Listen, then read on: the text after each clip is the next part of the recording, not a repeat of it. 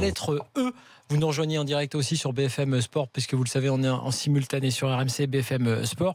La lettre E du lexique afterien que vous retrouvez sur le compte Twitter de l'After et sur le site rmcsport.fr avec élimination. C1 et C3. Résultat très courant pratiqué par bon nombre de clubs de Ligue 1 dans la première partie des années 2010, qui se caractérise essentiellement par des éliminations piteuses contre des clubs de deuxième voire de troisième zone. Hapoel Nicosie, Astra Giurgiu, Apollon Limassol, Karabakh, etc. Oui, tout à fait. Karabakh. Ouais, Lille. Voilà. À peu près, vous pouvez retrouver donc toutes ces définitions. C'est pour tous ceux qui veulent découvrir, on va dire, le vocabulaire spécifique. Barcelone, elle était piteuse aussi, même si c'est pas du niveau de Karabakh, mais elle était même plus que piteuse. Elle était historique. C'était jamais passé dans l'histoire des Coupes d'Europe. Tiens, j'en profite pour vous rappeler 2-3 petits résultats quand même du soir, puis je vais vous donner aussi les résultats des éliminatoires de la Coupe du Monde 2018, puisque l'Allemagne menait 4-0 à la mi-temps. Juste pour vous dire, en rugby aujourd'hui, vous le savez peut-être, le premier test, la France a perdu en Afrique du Sud 37-14. En tennis, surprise, la Lettonne Jelena Ostapenko qui a battu la Roumaine Simona Halep 4-6, 6-4, 6-3. C'est à Roland-Garros et demain ce sera évidemment la finale Nadal Murray. Et puis je vous le disais, il y a des matchs de qualif pour la Coupe du Monde 2018. Dans le groupe C, l'Irlande du Nord a gagné en Azerbaïdjan. L'Allemagne mène 5-0 donc face à Saint-Marin maintenant. Et la Norvège et la République tchèque sont à égalité, un but partout. Alors l'Allemagne est en tête de toute façon largement, mais la deuxième place pour l'instant, et notamment avec le nul des Tchèques, revient à l'Irlande du Nord qui a 13 points. Dans le groupe E, le Danemark a gagné au Kazakhstan 3-1. Le Monténégro mène 3-0 face à l'Arménie et la Pologne mène désormais 2-0 face à la Roumanie. Lewandowski a mis les 2 buts, un sur penalty et le deuxième dans le jeu. Et puis enfin, le groupe F, victoire de la Slovénie face à Malte 2-0. Match nul 2-2 entre l'Écosse et l'Angleterre. On va en parler avec Philippe Auclair tout à l'heure. Un match fou, dans les dernières minutes, totalement fou. Et la Slovaquie mène en Lituanie 2-0. Allez, on repart sur notre équipe de France et je vais vous parler des changements du coaching de Didier Deschamps dans mon avis tranché. Que ce soit pour l'épilation, pour le naturisme ou pour les tirages au sort, nous sommes pour l'intégrale.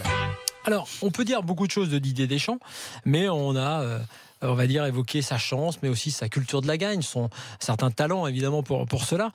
Mais il y a un truc très précis sur lequel je veux revenir, qui est le coaching. Alors la compo d'équipe, on peut en discuter d'ailleurs, oui. On peut très bien la regretter, mais c'est une compo, c'est un choix, tu as tes cartes, tu es le tacticien, tu dis voilà, je vois ça, je sens ça, tu dis à la limite, je dis pourquoi pas, moi je demande à voir, j'étais pas forcément d'accord avec Sissoko évidemment, mais je dis il a ses raisons, il les voit à l'entraînement, il pense qu'il prenne Sissoko, oui, mais qu'il le fasse débuter, non. Alors voilà, et moi je dis la chose suivante, quand ça ne marche pas et que ça se voit que ça ne marche pas, le coaching à 15 minutes de la fin, c'est terminé. Ça n'existe plus. C'est un truc des années 70 quand on n'avait pas trop l'habitude. Avant, il n'y avait même pas de changement. Après, il y en a eu un, il y en a eu deux, il y en a eu trois. Et il y en aura peut-être plus d'ailleurs, je crois, maintenant, parce qu'on parle de changement dans la prolongation. Je ne sais plus dans les futures réformes. Mais c'est un domaine à part entière. Et comme là, pour le coup, ça va aller encore plus dans ton sens, puisque tu dis qu'en sélection, c'est vraiment l'un des moments où le sélectionneur a du poids et du pouvoir. Là, hier, ça se voyait que ça n'allait pas. Et je dirais même plus.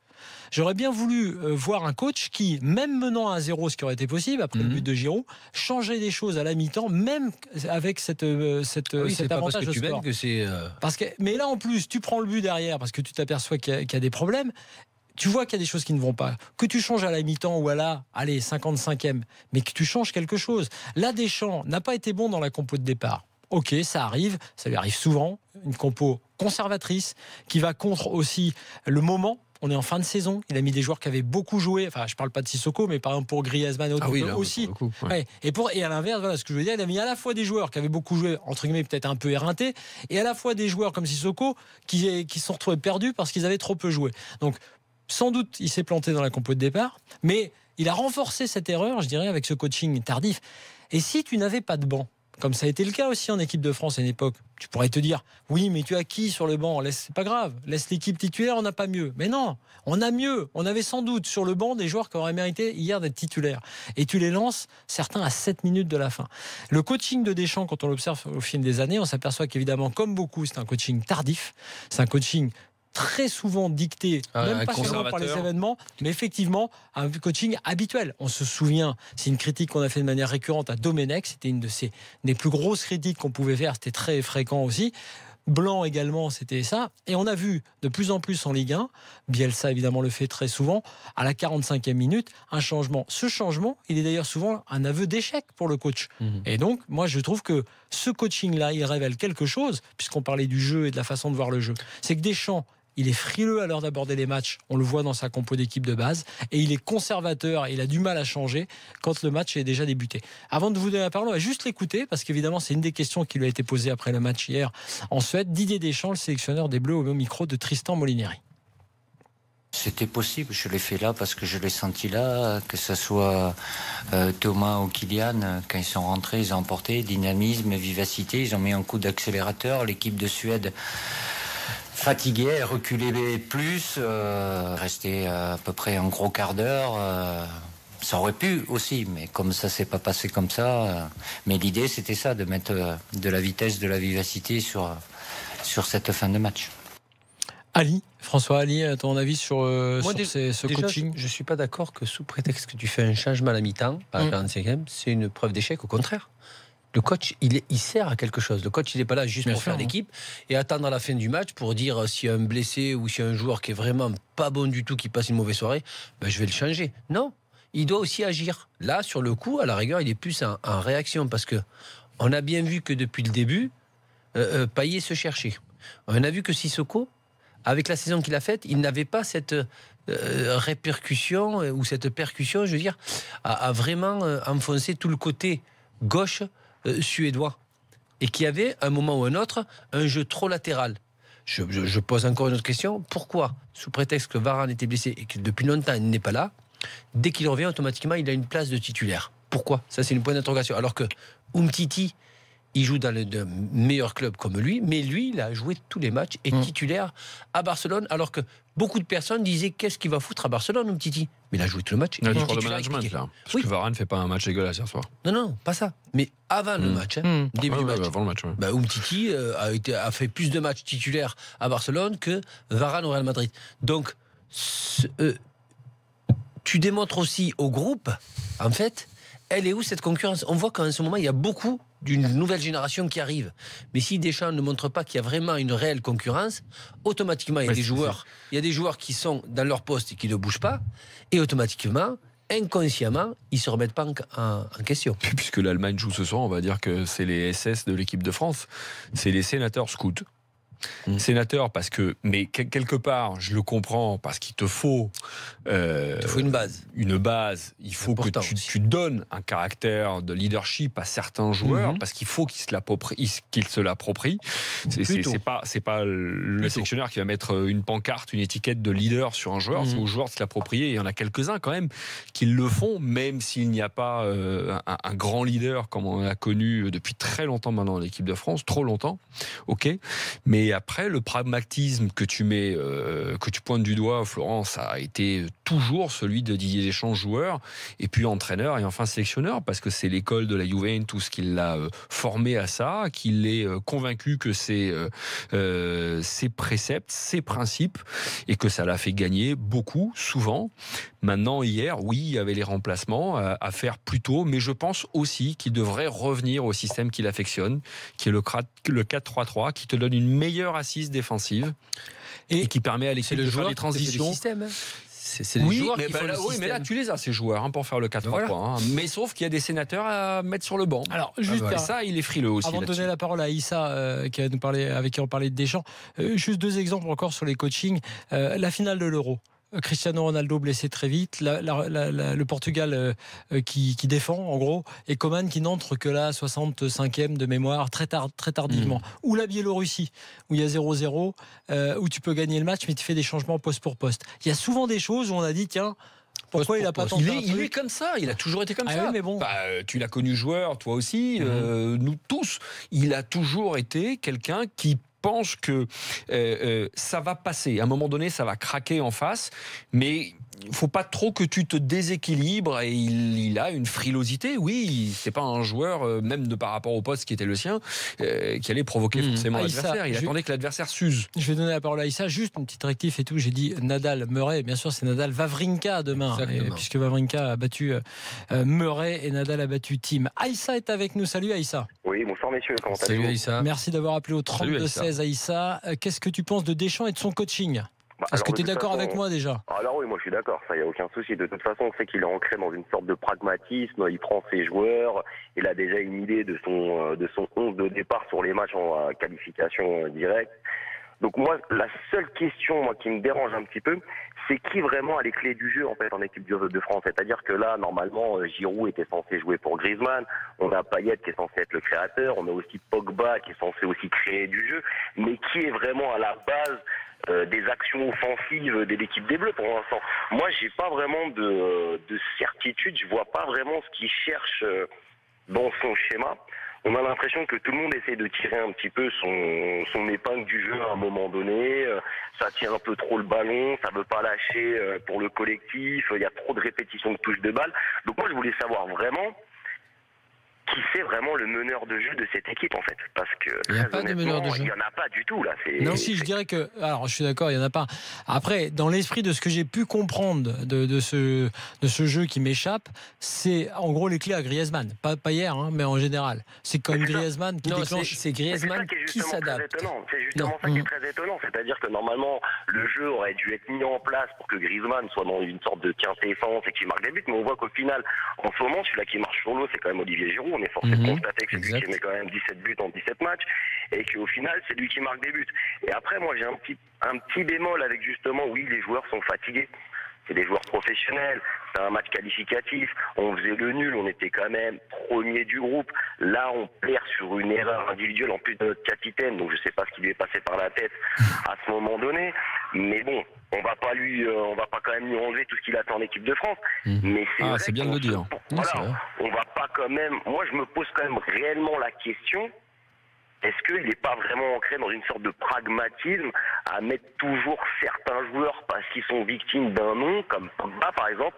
Moi hier vous mettez Kanté, je vois pas où le bas blesse. Je pense que sur le terrain ça aurait été un énorme ratisseur et en plus pour le combat physique que les Suédois ont mis en place, ça aurait été vraiment parfait de l'avoir sur le terrain.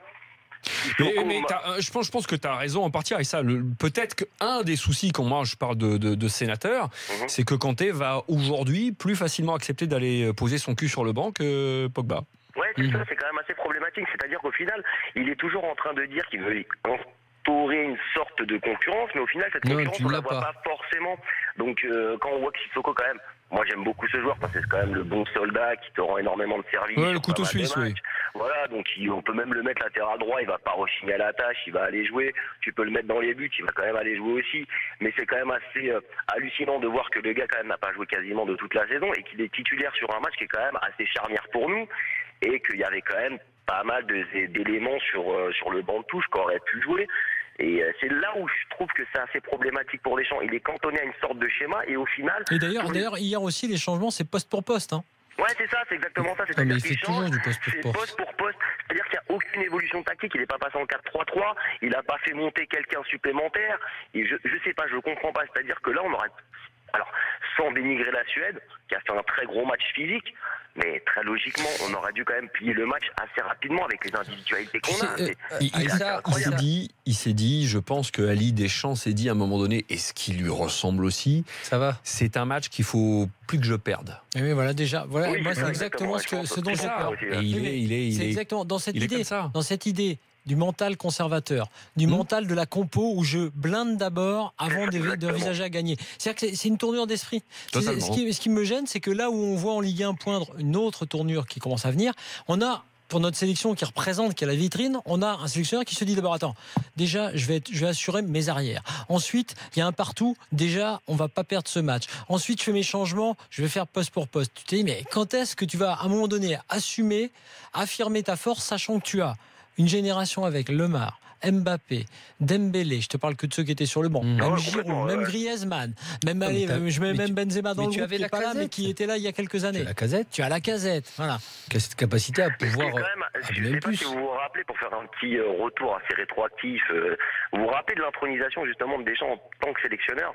Il y avait un petit débat où justement il y avait Laurent Blanc justement à l'époque quand il était là qui disait le match se gagne dans le cœur du jeu. Et Deschamps disait bah non, le match se gagne justement quand le ballon passe la ligne blanche du gardien de but. Ouais. Donc à un moment donné, on a tout de suite compris qu'il avait une mentalité, bah voilà, c'est pas pour créer du beau jeu, c'est justement... Ouais, mais alors je comprends, et je comprends que beaucoup de nous concentrons par rapport au jeu sur une sélection, mais encore une fois, on en a un peu débattu pendant la pub tous les trois, le jeu avec une sélection sur une phase éliminatoire, même si tu es Joachim Löw, parce que là je vois sur les réseaux sociaux tout le monde parle de Joachim Löw qui joue Saint-Marin ce soir.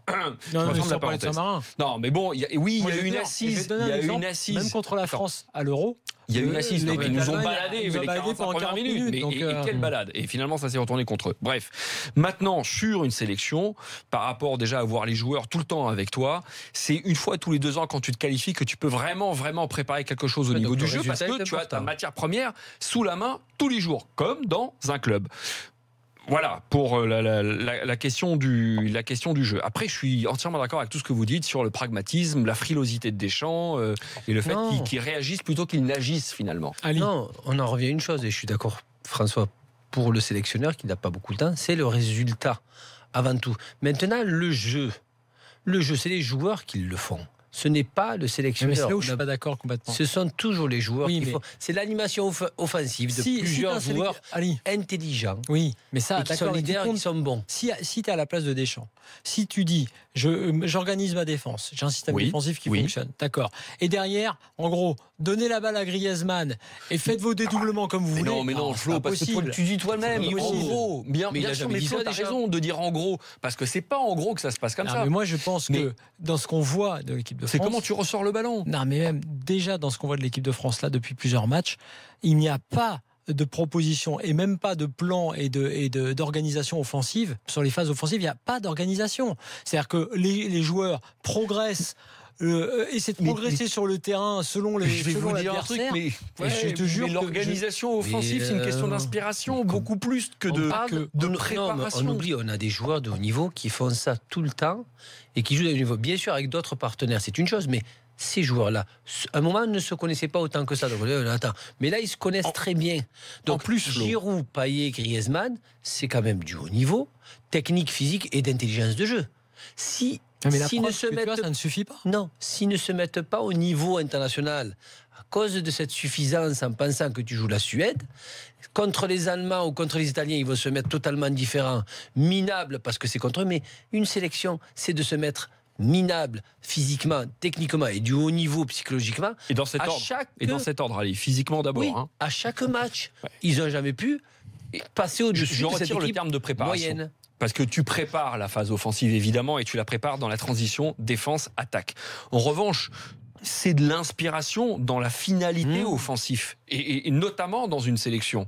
C'est de l'inspiration parce que tu vas pas demander au gars, alors tu vas dédoubler avec le latéral, et puis le latéral il va centrer au premier poteau, deuxième poteau. Tu déplaces pas un groupe. C'est les joueurs offensivement qui te font le jeu, alors que défensivement, oui, tu as une préparation, oui, tu as une assise défensive, oui, tu as une organisation, et ça c'est d'abord le travail du sélectionneur. Après, tu as les coups de pied offensifs et les coups de pied défensifs. Avant, tu pouvais déstabiliser une défense en sélection contre une petite équipe ou n'importe équipe avec un joueur ou 2 joueurs qui faisaient le surnombre et la différence.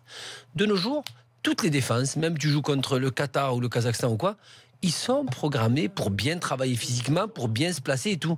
Donc là, on te demande pas que d'imagination, mais une imagination collective qui va déstabiliser une défense. Mais là, contre les Suédois, ils sont passés de gauche à droite, de droite à gauche en passe latérale, mais personne n'a eu cette imagination, comme le fait très bien un joueur comme Dembélé. Tu vois, Payet ne l'a pas fait.